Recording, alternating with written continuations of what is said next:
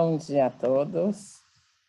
Vamos lá, conseguem ver minha tela? Vamos fazer no mesmo modo, eu vou falar mais ou menos uns 40 minutinhos, depois a gente sobra um tempinho para debates, e aí as perguntas vocês podem ir mandando, mas eu retomo no final, senão me interrompe aqui. Primeiro, fazendo nossos pequenos updates aqui da pandemia, muito rapidamente, eu acho que essa série de quadros aqui mostram bem o que a gente está vivendo hoje. O número de casos ainda bastante assustador, né? A gente voltou a ter um número maior de casos, inclusive nos últimos dias nos Estados Unidos teve mais um boom.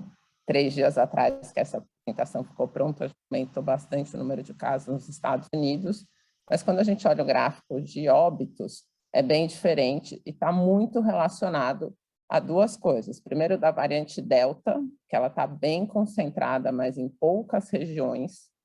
Muitas das regiões que estão com o número de casos acelerando não é por conta da variável Delta, mas são as regiões onde tem menos avanço da vacinação. Claramente, a gente tem um movimento de vacinação dominando em relação aos óbitos, isso que eu acho que é o mais importante. Outra coisa que sempre vale reforçar, o Brasil acelerou bastante o número da primeira dose, a gente passou inclusive a Alemanha, né, em número de pessoas vacinadas, agora a gente está à frente dos Estados Unidos e passou inclusive a Alemanha, mas quando a gente olha o número de doses para trás. Então, esse quadro do número de casos assusta, principalmente quando a gente olha o dado de Israel, né, que já é na mesma proporção do que o número de casos da segunda onda. Mas na direita a gente vê o número de óbitos e vê esse comportamento muito diferente da pandemia, o que descomprime toda a parte de internação, risco de lockdown e assim por diante. E aí chama atenção também que algumas regiões, especificamente agora no Caribe, né, a pandemia vai se deslocando ao redor do globo, vai concentrando em algumas regiões, a gente tem um pico bem elevado também aí nessas regiões, então a pandemia não acabou, né, mas a vacinação tem feito efeito. A única coisa é que a gente tem aí já a necessidade de reforço, Israel e outros países que começaram antes já estão nessa fase.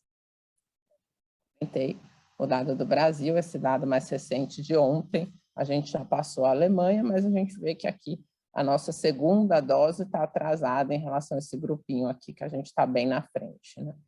Acima do mundo, mas atrás desse grupinho dos países desenvolvidos.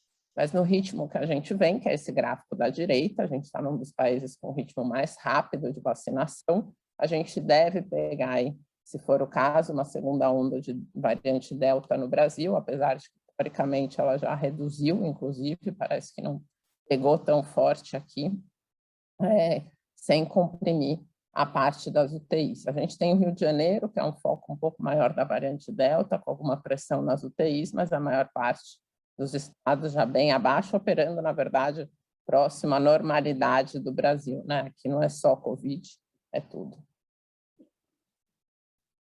Falando, então, um pouco agora de atividade. Existe essa preocupação, principalmente quando a gente olha Estados Unidos, Reino Unido, com o número de casos que continua a acelerar, a gente ter que desacelerar um pouco o processo de abertura da economia. Mas, como a gente mostrou, a gente não vê esse como um risco elevado, porque a questão principal é o hospitalar, né? A gestão global costuma ser muito mais focada em não ter saturação do sistema hospitalar e não ter um número de óbitos elevados. O número de casos é mais controlável e parece que a gente entrou nesse outro momento da pandemia.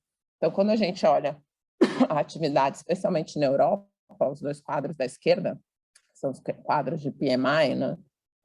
O índice de compras dos gerentes de compras, a gente vê que tanto em manufaturas quanto em serviços, a gente continua batendo recordes de aceleração. Então, a gente está ainda num período forte de retomada. Estados Unidos também um pouco menos do que a Europa está bem concentrada nos últimos meses, esse ritmo de reopening, mas a China já mostra aí os dados um pouco mais fracos, isso em toda a Ásia, né? Não é uma desaceleração, lembrando que nesse índice acima de 50% é expansão, abaixo é retração, mas o ritmo muito menor. Então, a gente continua com, digamos, um risco mais elevado para o nosso cenário global, no contexto de Ásia e de China, a gente vai falar um pouquinho mais sobre isso. A inflação continua lá, o BOD continua na sala, a gente continua com dados elevados de inflação, mas não é um item que o mercado continua se preocupando. Enquanto o Fed fala que não vai subir juros, todo mundo segue o jogo e não tem sido um ponto principal aí. Outra coisa que está acontecendo curiosa é que a gente deve começar a ter a retirada dos estímulos, o que se chama tapering. O governo americano, né, o Tesouro, continua comprando 120 bi de dólares por mês em títulos públicos, então a gente ainda está no quantitative easing, e aí o processo de retirada dos estímulos é o reduzindo esse ritmo de compras até encerrar e estabilizar a economia. Então, isso já deve começar em outubro e deve ir até o primeiro semestre de 2022. As declarações recentes são que deve ser um processo rápido. Esse período causou bastante volatilidade na crise, né, de 2008 para frente. O tapering começou só em 2013 e foi um período bem volátil no mundo. Mas não, o mercado também não tem parecido se assustar muito com isso nesse primeiro momento. O que está acontecendo na China são duas coisas, três, na verdade, né?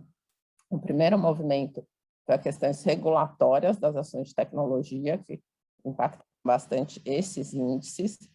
Depois a gente tem diversas empresas sofrendo uma pressão, principalmente a Evergrande, que é uma das maiores empresas imobiliárias, decretou falência. Então, até mandei uma notinha que a perda em ativos imobiliários relacionados à falência da Evergrande é tão grande quanto todos os ativos imobiliários tomados na crise de 2008, para a gente ter noção do tamanho do rombo que a gente está falando. Por que não destrói o mundo inteiro? Né? Por que a gente não tem um impacto tão grande, considerando que a China é a segunda maior economia? Porque o mercado já assume, é o que está acontecendo, que o governo chinês vai intervir, vai fazer todo um programa aí de recompra desses ativos, e a empresa em si está em falência, mas os ativos em si entram numa recuperação judicial. Mas o impacto é muito grande, não é a única empresa desse ramo que está sofrendo, tem outras menores, mas essa é a maior e é a mais simbólica. Então, a situação na China realmente está mais grave, e isso para nós, no nosso cenário, quando a gente falar de bolsa, a gente vai ver isso, é o maior risco que a gente tem que acompanhar, dado que a gente ainda é bastante dependente da China, tanto em termos de commodities metálicas, agrícolas, quanto ser um país bastante importador dos ativos brasileiros.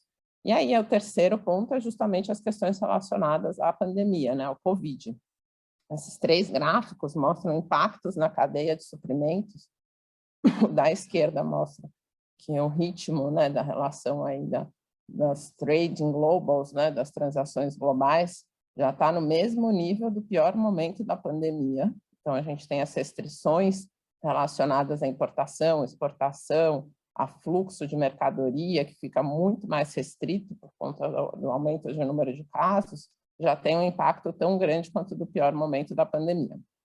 Aqui, o da direita, a gente vê que não é só China, então, os dados da China em si não são tão impactantes, mas quando a gente olha toda a cadeia da Ásia, porque nos últimos anos, até por conta da guerra comercial, a China terceirizou uma boa parte dos fluxos de exportação, né? Os dados não vinham direto de lá, eles saem dos arredores dos países parceiros, e aqui a gente vê o quanto isso já impactou também em 2021, o fluxo de exportação, aí, principalmente para os Estados Unidos.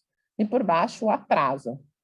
Então, o gráfico aqui, a barrinha da direita, significa o quanto tem de atraso em relação a uma situação normal nas exportações. Então, o tempo aí de demora para chegar um ativo, né, um chip, um produto, tem sido muito maior do que, né, ou da mesma proporção do que o do lockdown, né, a barrinha azul escura em relação à barrinha azul clara. Isso a gente já tem visto impacto em toda a cadeia produtiva, que é o que a gente viveu também nos piores momentos da pandemia.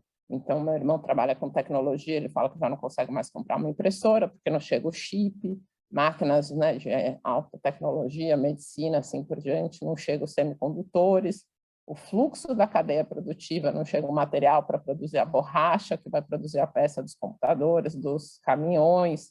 Então, todo o fluxo da cadeia produtiva foi bem impactado pelo que a gente está vivendo agora. Por outro lado, quando a gente vê os dados de atividade, como a gente comentou na Europa e nos Estados Unidos, a gente não percebe isso, né? Os dados da Alemanha vêm um pouquinho abaixo da expectativa, mas vinha surpreendendo para cima. Os dados dos Estados Unidos também, dados de emprego melhor, assim por diante. Mas os dados de alta frequência, como esse de reserva em restaurantes, ou né, o CIT consolida isso, vários gestores fazem um Economic Surprise Index, né, que junta uma série de indicadores, mostram que a gente já enxerga algum sinal de desaceleração, mas aquela desaceleração que parte de um ritmo muito alto. Então, para a China, a gente já tem um impacto na expectativa do PIB, que antes a gente falava que ia ser acima de 9% em 2021, e agora se fala entre 8% e 8,5%. Ou seja, ainda não é algo que, de fato, nos preocupe em relação ao que a gente vinha tendo antes da pandemia, mas é um crescimento menor do que o esperado, mais especificamente no segundo semestre. Isso está muito relacionado à expectativa dos preços dos ativos que estão embutidos nas análises aqui da Bolsa. A Europa variou muito pouco, entre 4,5% e 5,5%, e os Estados Unidos também tivesse um pouquinho mais perto de 7%, cai um pouquinho em relação às projeções que a gente tinha no trimestre passado. Tudo isso impacta no mundo, né, vivendo bem. Os dados de inflação, como eu já comentei, a Europa também muito acelerado, mas esse gráfico mostra, né, que é muito específico em alguns setores. Então, a Cristina Legrand, que é agora presidente do BCE, fez uma declaração, desculpa, a Ellen, né? A Legrand foi para a FMI e a Ellen para o BCE. Ela falou, this lady is not tapering, né? Foi todas as notícias dos jornais falando que a Europa não pretende retirada de estímulos, não pretende subir juros, e que eles estão observando a Europa, quer dizer, eles vão começar a diminuir um pouco o ritmo do pacote de estímulos que eles têm hoje, mas não retirada de estímulos como se discute nos Estados Unidos. Outra coisa que ela ressaltou muito, o fato da inflação estar muito concentrada em alguns poucos segmentos, e que eles vão observar porque está disfuncional, né? Uma inflação muito relacionada aí ao pós-pandemia, que eles não acham que devem agir restringindo a economia nesse momento. E os gráficos de cima falam também nessa linha da inflação americana, né? Olha, assim, a inflação está subindo, é esperado com tudo que está acontecendo, e aí no gráfico da esquerda está o índice de manufatura, no da direita fala, a gente passou uma década com a inflação muito baixa, não é? Isso não é necessariamente bom, pelo contrário, a gente vinha tentando combater a inflação muito baixa. Então, a inflação que a gente está visualizando hoje, alguma coisa entre 2,5% e 3,5% ao ano, está em linha com uma média de mais longo prazo, não necessariamente é ruim para a economia. Então, o mercado parece que acomodou, principalmente quando a gente fala com expectativa de juros, de subida de juros internacional, isso é super importante, porque a gente está esquecendo esse componente na discussão do juro local, né? A gente compara os juros do Brasil com períodos pré-pandemia, por exemplo, 2015, 2016, principalmente quando a gente fala das NTNBs, mas, em geral, as taxas de juros todas elas são um prêmio em relação à taxa de juros dos países desenvolvidos, especialmente os Estados Unidos. O cenário para este componente juro internacional deve continuar baixo, pelo menos por aí mais um ano, pelas perspectivas que a gente tem de primeiro tapering, retira os estímulos para depois subir juros. Isso é o que está no discurso aí das equipes econômicas. Consequentemente, o que eu tenho, balanços inchados, né? Enquanto eu não retiro estímulos, a gente deve continuar aí com essa cena da esquerda, do impacto aí gigantesco em termos de dívidas dos países desenvolvidos, que também é um outro ponto que a gente chama atenção, né? O Brasil está mais endividado, mas comparado com o que aconteceu na média global de aumento do endividamento, do engordar os balanços, a gente até que teve um impacto menor. Eu vou mostrar isso um pouco mais para frente. Falando de Brasil, né? Tenho discutido muito com alguns gestores, que estava reforçando ou revisou as expectativas, que o macro está... A gente sempre discute se o que está pior, se é o macro ou se é a política. O macro que a gente tem uma inflação bastante elevada, né? A gente vem acompanhando isso desde maio nos nossos indicadores. Emprego muito elevado, melhorando em relação ao que a gente tinha antes, mas o ambiente político muito pior. Não é que o ambiente político está desrelacionado do macro, porque a gente ainda precisa de uma agenda de reformas e, principalmente, a gente precisa destravar a questão de ter ou não novos auxílios, né? Uma revisão do Bolsa Família, que é a proposta do governo, transformando em Bolsa, em Renda Brasil, não é mais Bolsa, agora vai chamar Renda Brasil, e é uma ampliação do programa do governo. O que isso quer dizer, né? O auxílio emergencial atinge uma parcela bem maior da população do que o Bolsa Família. O Bolsa Família, ele atende muito algumas bolsões aí de pobreza, de fato, mas depois a gente tem uma infinidade de outros benefícios, auxílio gás, leve leite, assim por diante, que não são feitos da melhor forma possível, né? Não é tão eficiente essa discussão que a gente tem hoje, numa forma, né, mais profunda. Então, a proposta do Renda Brasil é bem interessante, inclusive, né? Uma universalização atingindo mais famílias, claro, né? Família com mães só com filhos tem uma renda maior, mas é uma universalização e possibilidade de acesso mais fácil ao benefício, porque hoje é muito burocrático, né? Para você conseguir, em geral, isso funciona melhor em cidades menores, inclusive, não atinge tanto as grandes cidades, porque você tem ali, né, uma relação pessoal na concessão dos benefícios e também dá muita margem para a corrupção. Eu estou fazendo essa parte, porque isso é super importante quando a gente fala do fiscal. Para a gente ter a aprovação do Renda Brasil, a gente precisa tirar de algum lugar. A proposta do governo é parcelar os precatórios, isso precisa ser aprovado em Congresso, mas também precisa ter uma aprovação do STF, né? Mais especificamente quando a gente está falando dos precatórios e como isso pode impactar o teto dos gastos. Então, a primeira versão do mercado foi que foi muito ruim essa crise, esse clima de instabilidade política, porque dificulta muito qualquer relação, qualquer decisão em relação a essas pautas que precisam ser aprovadas tanto no Congresso quanto no STF, principalmente para destravar a questão do auxílio. Tirando isso de lado, por que eu estou falando tirando isso de lado? Então, vamos olhar o macro de fato, né? Essa sempre tem. O primeiro gráfico de cima da direita é o que a gente acompanha aí desde o começo da pandemia, que é a relação dívida-PIB. Eu estava vendo ontem com o Lívia, a gente começou em dezembro do ano passado, a gente acreditava que no final de 2021 a relação dívida-PIB seria 94%. A gente está terminando aqui esse ano, né? Imagino que não vai ter grandes mudanças negativas, mas mais próximo a 80%, né? Chegamos a ter 79% em algumas análises. Algumas informações importantes. Pré-pandemia, a gente estava em 75%, então a gente está falando de tudo que aconteceu. Se vocês lembrarem daquele gráfico internacional, acho que até vale a pena a gente olhar. Pré-pandemia, a gente sai aqui mais ou menos de uns 70, 80, e tem um aumento de 50% em relação a esse valor, né? 80 para 125 é a média do aumento da relação dívida-PIB dos países desenvolvidos. Não é só Estados Unidos, os Estados Unidos é muito maior do que isso, né? Inclui todos os países desenvolvidos, é um aumento aí 50 pontos base. Tudo que a gente fez, né, foi muito auxílio de 5%. É pouco, é bem pouco. Por que é tão pouco? Principalmente porque a nossa arrecadação é melhor, ou seja, o mecanismo de auxílio funcionou, você gasta assumindo que você vai receber mais, que você vai ter mais receita, então esse mecanismo funcionou, a gente recebeu, né, bem mais receita do que o esperado.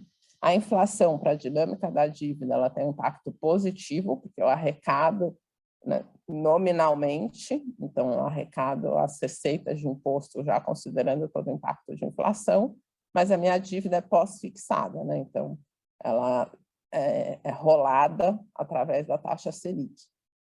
Então esse é o terceiro fator, e explica um pouco por que o Banco Central é um pouco mais leniente com a inflação.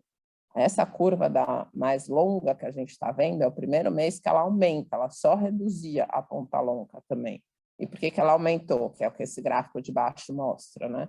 Porque a expectativa para a taxa Selic aumentou. Então, o custo médio da dívida ele aumenta muito, porque mais de 50% da nossa dívida, né, é pós-fixada, as LFTs. Então, quando a gente olha o impacto do aumento da expectativa da taxa Selic, tem um impacto bem grande na relação dívida-PIB, né? Então, mais para frente, esse impacto fica maior, porque eu vou pôr um pagamento de juros mais alto por todo o período de tempo. Mas, no curto prazo, outra informação importante. No final do período da Dilma, a relação dívida-PIB estava em 72%. Não é muito longe do que a gente está hoje, todo mundo sempre fala, hoje é muito pior, é muito pior, é muito pior.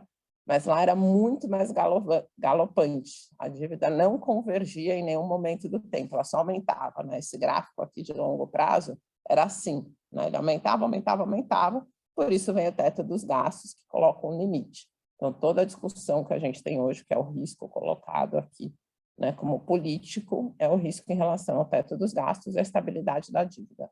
Mas o que a gente vê no gráfico é um resultado muito melhor do que a gente esperava que fosse ser no começo do ano. Muito melhor, né? De 94% para 80%. A gente tem uma queda de 15 pontos percentuais aqui na projeção da relação de dívida-PIB. Consequentemente, o nosso déficit primário, que é essa curvinha aqui da direita, a gente começou o ano falando de um déficit primário de 13%, o mês passado era 2,5%, e esse mês a gente tem 2%. Então, os dados mais profundos do fiscal indicam que a gente não está numa situação pior do que a gente esperava ao longo dos últimos meses. Por outro lado, dados de atividade, esse é o pior trimestre. E a gente também já esperava que esse fosse o pior trimestre, porque a gente vive agora, no período anterior, era o auge dos estímulos econômicos. Então, quando a gente comparava o que a gente estava vivendo em relação ao que a gente viveu no período imediatamente anterior, a gente tem um quadro de um resultado muito pior do que o esperado, se a gente for considerar o segundo trimestre, né? Se a gente olhar o segundo trimestre versus o segundo trimestre de 2020, a cena é horrível. Eu tinha, né, no segundo trimestre ali, a gente estava vivendo o auge da pandemia, né, aquele período de decepção, não vai acabar tão rápido, todo mundo trancado dentro de casa, mas, por outro lado, a gente enxergava, né, o segundo trimestre desse ano com benefício, com crescimento, com recuperação, saída da pandemia. O terceiro trimestre já não pega esse cenário, né? Ele já pega um período melhor em relação ao que a gente teve no ano passado, e agora a gente está vivendo o gargalo, né? De uma certa forma. A gente está vivendo o período do gargalo de estímulos. A gente não tem um impacto tão positivo em relação ao ano anterior. Então, quando a gente olha aqui no varejo, ano contra ano, a gente vai chegar numa fase mais complicada mesmo de desaceleração. Do outro lado, serviços, a gente não viveu isso, né? Serviços comparados, restaurante, hotel, viagem, tudo isso é serviços, né? Manicure, cabeleireiro, ano passado ninguém viveu isso, então é natural que serviços a gente já esteja recuperando um pouco mais, ainda assim, num ritmo menor do que nos meses anteriores.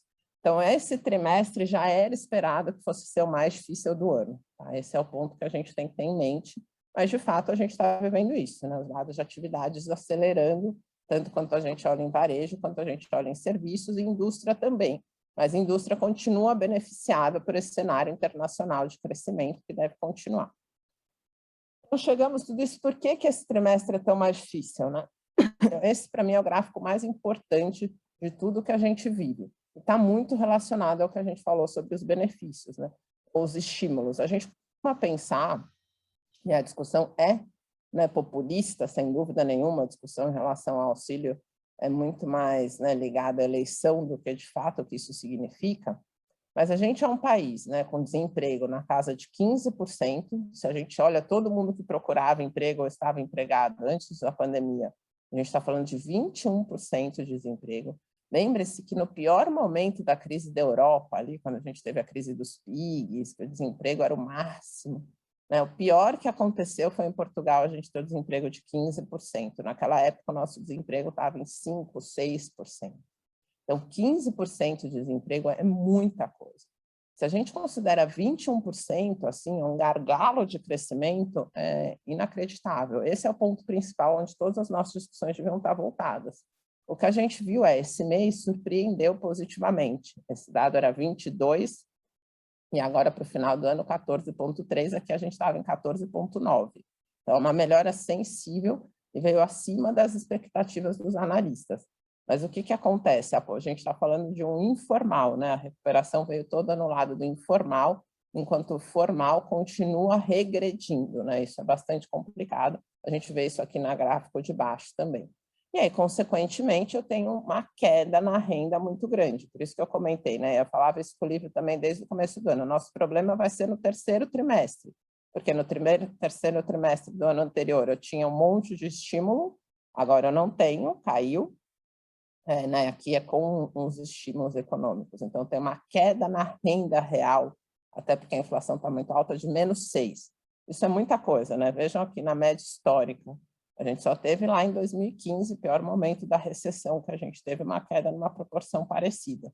Então, é muita coisa em relação ano contra ano. Mas quando a gente tira todos os efeitos de estímulos, a gente ainda está num nível parecido aqui do ano anterior, né? No ano pré-crise. O ponto que eu quero chegar com isso são dois. A discussão de auxílio ela é muito importante para crescimento. Independente de qualquer questão política, eleitoral, é o que eu brinco, né? Quando a gente fala de tirar estímulo na Europa, Estados Unidos, não entra todo mundo em pânico. Ai, meu Deus, vai retirar estímulo. Quando a gente fala aqui de vou dar estímulos, entra todo mundo em pânico, porque, obviamente, o endividamento aqui é muito mais cruel, mas a gente precisa, para garantir crescimento para o ano passado, destravar de alguma forma a questão da relação dos benefícios versus né, negociação política de onde vai vir essa renda. O gasto estimado adicional para o Renda Brasil seria alguma coisa na casa de 30 bi de reais. Não é tão grande assim comparado com outros pacotes que a gente já aprovou, e não só necessariamente estímulo. Né? Estímulos a gente gastou quase 900 bi, falando do total da crise. Então, o Brasil não é algo tão grande assim. E a inflação. Né? Então, 2 pontos que a gente quer reforçar aqui. Primeiro, o grosso da inflação continua vindo dos monitorados, então principalmente energia, esse último mês foi muito grande, petróleo, e também dos bens internacionais, continua sendo muito focado naquela cena de commodities internacionais, então a gente tem, né, o preço da carne continua subindo, o preço dos grãos continua subindo, toda a parte de commodities alimentícias continua subindo, não é só que não caiu, né, os preços internacionais continuam subindo em dólar, enquanto os preços que não dependem do cenário internacional, os non-tradables, eles estão subindo, né, ainda abaixo da média da inflação. Então, a gente está subindo juros, mas isso não vai mudar esse cenário. Né? Então, subir juros no Brasil não muda nada esse cenário dos preços internacionais. Então, é até engraçado que a gente estava vendo a cesta de alimentos, a gente não tem muito aumento em feijão, em mandioca, itens que são consumidos muito principalmente no Brasil. Esses praticamente não sofreram inflação. Quando você pega o preço da carne, do milho, da soja, dos seus derivados, aí o preço subiu muito, né? Café, tudo que tem um trade internacional nas bolsas, aí tem um impacto muito maior. E tem outro fator, que esse é global, que é o que a gente vinha falando, que é a tal da inflação do reopening, né? Que está acontecendo no mundo todo. Então, é automóvel, é viagem, é mobiliário, ainda os artigos de informática. Então, esse efeito está acontecendo no mundo todo, e é isso que acontece na Europa e nos Estados Unidos, e que eles falam que não vão fazer nada em relação a isso até agora. Então, na verdade, a nossa dinâmica de inflação ela é complicada, porque a gente está muito alto, né, que os alimentos tradables internacionais que eu estava comentando, versus os locais. A inflação é muito alta, mas os juros têm pouco efeito em relação a esses principais fatores. O que a gente fala são os efeitos inerciais, né? E aí, de fato, o que a gente enxerga é esse pico da inflação, chegou agora em 9,75, mas que a gente já vinha falando há bastante tempo, que a gente até agora aqui em setembro esse pico, e daqui para frente ele começa a desacelerar. Então, a projeção para a inflação do livro, né, se a gente tiver mais impacto na energia, que é o próximo gráfico, né, a gente está vermelha 2, né, então um aumento de 50% em relação normal da tarifa, então só a energia está compondo mais 1,5 ponto da inflação desde a última conversa, né? A gente já tinha falado sobre isso, mas era o impacto que tem. A gente leva uma inflação para o final do ano na casa de 8, né? Essa é a nossa projeção, e antes a gente esperava um pouco menos, né? 7,5, 7, 7,5. Essa diferença está muito concentrada na energia, né? No preço da energia elétrica. Mas mesmo assim a gente precisa chegar a uma Selic a pelo menos 8,5, a projeção do livro já fala de 9,5 ano que vem para voltar dentro da meta. Consequentemente, o mercado que não vinha observando esses números com a mesma profundidade, no pior momento da crise, né, subiu a taxa de juros lá para cima, chegou a bater aqui quase 11%, que projetado é uma Selic acima de 11%. Está aqui. O mercado começou falando de subida de 150 bips, o Roberto Campos deu uma fala, o mercado já reduziu um pouco essa expectativa, Isso está muito relacionado ao que a gente falou, né? O aumento de juros rápido é bom para conter a inflação, mas a gente tem essa dinâmica da inflação que, na verdade, não é tão contornável, não é facilmente contornável com o aumento de juros, e, por outro lado, é muito cruel para a dívida, né? Subir juros rápido. Então, a gente está no cenário daqueles de se ficar o bicho pega, se correr o bicho corre. E aí, falando aqui de projeções, então o nível está com essa projeção de crescimento um pouco menor do que o do foco, né, principalmente para o ano que vem, justamente porque a gente tem esses gargalos da renda aí para resolver, e não parece ser uma solução fácil, né? E a inflação um pouco acima também do mercado, inclusive para 2022. Falando agora de alocação estratégica, então o que isso na nossa vida, né? Primeiro, falando do câmbio, o câmbio está com uma dinâmica engraçada, né? Primeiro, esse gráfico do alto da direita, o diferencial de juros, ele por si só justificaria bastante entrada de dinheiro externo, né? O câmbio mudou de patamar quando a gente viveu aqui o diferencial de juros mínimo da série histórica, então teve muita saída de capital estrangeiro, e aí depois a gente acaba esperando, e não é à toa que em agosto aí a maior parte dos gestores, ou julho melhor, sofreu e apanhou muito no câmbio, né? Porque eles esperavam o evento contrário. E, por outro lado, o que está acontecendo? A gente tem uma saída grande de dinheiro do lado dos ativos financeiros, mas a gente tem entrada de recurso na balança comercial. Então, o câmbio ele vem oscilando, né? Quando a gente olha aqui o período recente, na verdade, de mais entrada de recurso do que saída. E é isso que a gente está vivendo esse ano, apesar de tudo que a gente está vivendo.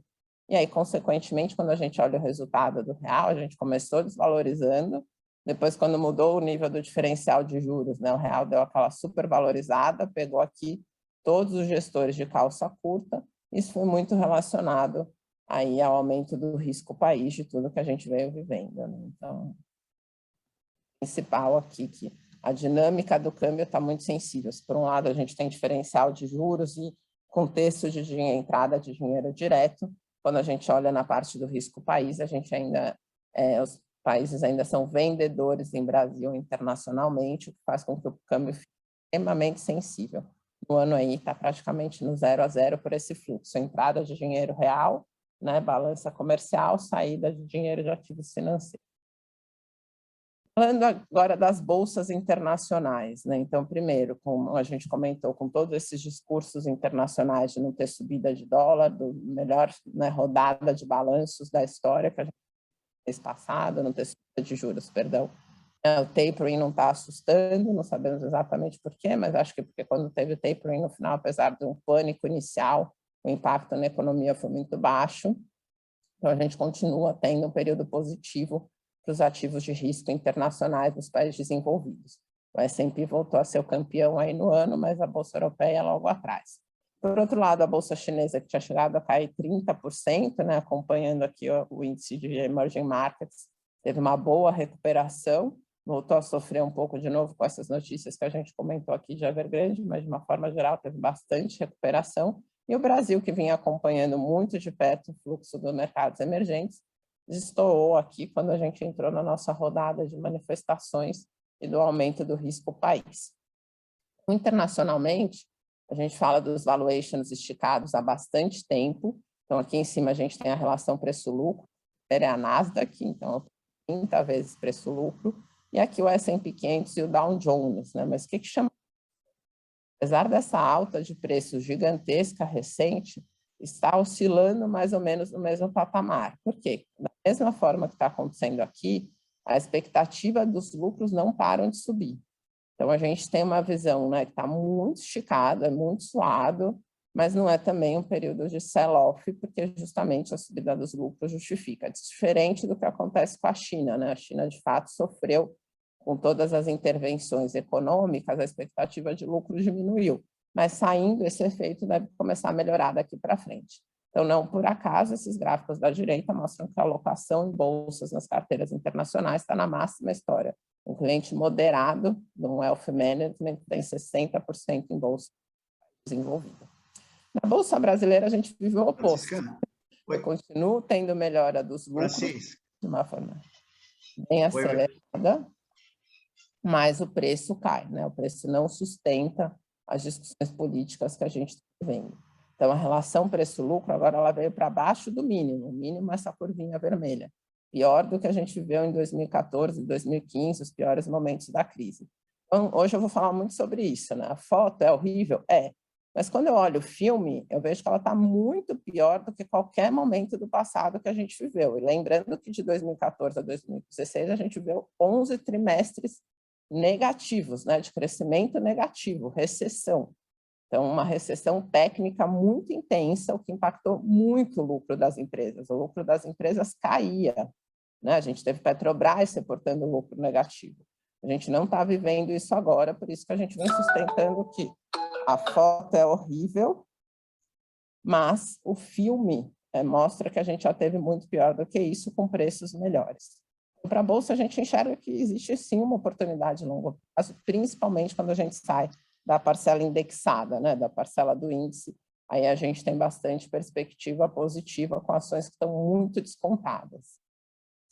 Falando em renda variável, renda fixa internacional, esse é aquele gráfico dos prêmios, né? Então, um high grade, um high yield, um high yield emerging markets, e a gente teve esse mês uma aberturinha aqui, essa curva é bem longa, né, para a gente ter essa referência aí aos momentos mais longos. Esse gráfico de baixo é bem interessante, não é nada como você ser um país desenvolvido, que você tem médias por períodos muito longos, e a gente está na mínima histórica, né, aqui começa em 2000. Então, se a gente olhar esse histórico lá de baixo, a gente vê que a gente continua nas mínimas históricas, mas agora já com sinal de abertura, né? E aí outra coisa interessante é que o prêmio do Brasil está muito interessante em relação quando a gente olha em relação aos países emergentes. Então, na nossa visão, aí sim essa classe continua a menos atrativa. Do outro lado, aqui no Brasil, a gente tem uma composição do recorde de emissões de debêntures, e apesar dos fundos de crédito estarem captando bastante, a gente tem muita emissão de títulos também de ativos. Isso tem conseguido segurar a taxa, mas no ano a taxa dos papéis high grade já caiu de 1,90 para 1,64. Lembrando que, historicamente, antes da nossa crise de liquidez, os papéis pagavam mais ou menos 0,8 acima do CDI, né? Essa era a média histórica. Então, 1,60 parece baixo, porque agora a gente tem uma marcação ao mercado melhor, mas, historicamente, ainda, né, é bastante elevado, é o dobro da média histórica. E o carrego de CDI mais 1,5, 1,60 parece já ficar bem interessante com a alta que a gente tem prevista para a taxa Selic, né? Então, a Selic chegando aí por volta de 9, que seja 9,5, ou entre 8,5 e 9,5, esse prêmio de 1,50 é bem importante em relação ao que a gente tem aí, né? 120, 130% do CDI nos papéis AAA, né? Conforme eu vou caindo aqui de rating, que é o que a gente defende para vocês há bastante tempo, esse prêmio vai subindo. A gente continua neutro, né, porque a gente prefere muito mais a parcela dos papéis high yield. Não tem essa informação aqui, porque eu não tenho dado público, mas para vocês terem uma ideia, o carrego médio dos fundos high yield que nós temos aí na carteira de muitos de vocês, que fazem a carteira de renda fixa, está na casa de, ou que está dentro dos fundos multimercado, na verdade, na sua maioria, mas a gente está falando de CDI mais 4, 4,5, voltou a aumentar, porque eles venderam os papéis high grade na maioria desses gestores, fizeram uma rotação e aumentaram a parcela mais longa, chegando aí a alguma coisa entre 4 e 4,5. E aí a gente está falando de um prêmio bem importante com esse CDI aumentando. E agora chegamos na parte mais difícil da discussão, que é juros Brasil, né?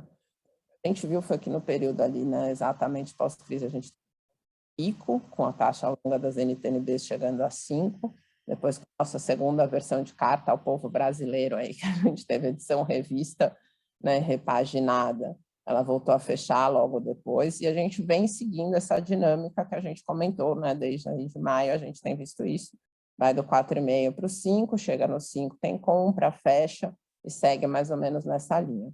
Mas com a perspectiva que a gente tem de inflação, a gente continua achando que esse carrego, né, de uma inflação de 8% com 5% na taxa longa, que seja 4,30, mais ou menos na intermediária, continua sendo um carrego muito interessante para as carteiras. E aí é a mesma história da Bolsa, né? Quando a gente olha essa foto aqui do prêmio, a gente está falando do prêmio da longa para de 1 ano, né? Não é para de 0 anos, é para prêmio de 1 ano. Então, o que aconteceu? O período que a gente vinha com juro real negativo, né, projetado para 1 ano muito baixo, a gente estava no pico do prêmio de inclinação da curva, mas quando a gente olha esse 2% em relação a esse juro de um ano, que já é o juro estabilizado, né? A gente está falando de setembro do ano que vem, esse juro já estabilizado, a gente está falando de 2 pontos percentuais de prêmio em relação ao longo prazo.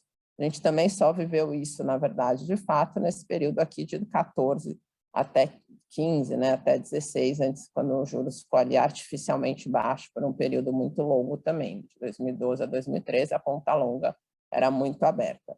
Se não, no cenário de mais normalidade, a gente fala aí de um prêmio na ponta longa também de 0,8 a 1. Então, o que é importante ter em mente, né? Quando a gente está falando disso, a gente está falando da diferença dos juros estabilizados e o prêmio que eu ganho para o longo prazo. No cenário que a gente está vivendo, a gente já espera que daqui a um ano eu já vou ter o prêmio estabilizado, e aí é realmente gordura para manter uma duration mais longa. A gente continua achando que aqui tem uma oportunidade também, apesar de tudo que a gente está vivendo ser muito difícil, a gente já enxerga que isso está embutido nos preços. Então, em termos de estratégia, a gente está naquele momento que a gente sempre fala, inclusive eu estava falando isso com um cliente ontem, né? Eu não me lembro na história recente de ter um período de tanta volatilidade em que a gente tenha mantido os portfólios, né? Mas a gente deve manter isso dessa forma, porque o prêmio está muito descontado. Esses 5 da NTN-B, a gente tem uma referência, né, em relação ao cenário global, que é pouco, mas a gente tinha um cenário internacional onde as taxas dos títulos longos eles estavam na casa de 4, né? E hoje a gente está vivendo um cenário aí da casa de menos de 2. O prêmio em relação à estabilidade fiscal, que é o ponto principal quando a gente olha para o juro longo, também já foi muito pior. Em 2015, a gente falava de fato de risco de solvência, de novo, como é que a gente lida com esse portfólio, com o risco de não conseguir pagar a dívida, e hoje acho que a gente não tem isso em nenhum cenário de contexto, mesmo contextos políticos aí para 2023 mais difíceis. Então, acho que a gente tem um período de alta volatilidade, mas onde os preços dos ativos de risco, para quem tem um prazo um pouco mais longo, que é o nosso caso aqui, né? Acho que todo mundo tem aí uma boa relação de comunicação com seus órgãos internos, está muito descontado, muito. Não vai ser rápida a recuperação, mas é onde a gente enxerga que tem bastante oportunidade, e a gente sempre faz isso delegando para os gestores ativos, delegando aí para os gestores que têm bastante agilidade nesses movimentos, e principalmente em bolsa, é essencial a gente não estar nos papéis ou numa carteira indexada, e sim seguindo uma carteira fundamentalista que encontra essas oportunidades, né? Bom, encerrei aqui no meu tempo previsto de fala, mas eu queria falar ainda dos fundos imobiliários, né? A gente está, a Aliança, né, colocou de pé, conseguimos vencer todas as burocracias que foram bem grandes. Para quem não sabe, a Aliança está lançando um fundo de fundos, começando aqui com os nossos clientes também com prazo de resgate de 1 ano, e a gente vê nesse gráfico das rendas imobiliárias que, apesar de muita gente falar, né, do período, assim por diante, novamente a gente está falando aqui de um outro tipo de projeto, né? Investindo mais em projetos de longo prazo, não voltado a fundos de renda, ou uma parcela para secundário para fundos muito descontados, que estão sofrendo muito aí com a parcela do tributário. Mas o setor imobiliário, por incrível que pareça, um dia talvez alguém entenda que a gente viu uma pandemia e o setor que mais que mais teve atividade foi o setor imobiliário, né? Não era esperado isso, mas a gente vê em diversos segmentos, setores não tão tradicionais, mas com o aumento do número de vendas imobiliárias, setor de construção, etc., está bem impressionante. Então, acho que essa é uma classe aí entre todas as classes de alternatives que a gente gosta, também vem aumentando o venture cap, o private equity dentro dos nossos portfólios, né? A Doma fazendo mais uma rodada aí, que é o fundo de fundos de venture cap que a gente aloca, é a classe que eu acho que agora a gente tem uma oportunidade de longo prazo mais interessante também, devemos começar a aportar aí ao longo das próximas semanas.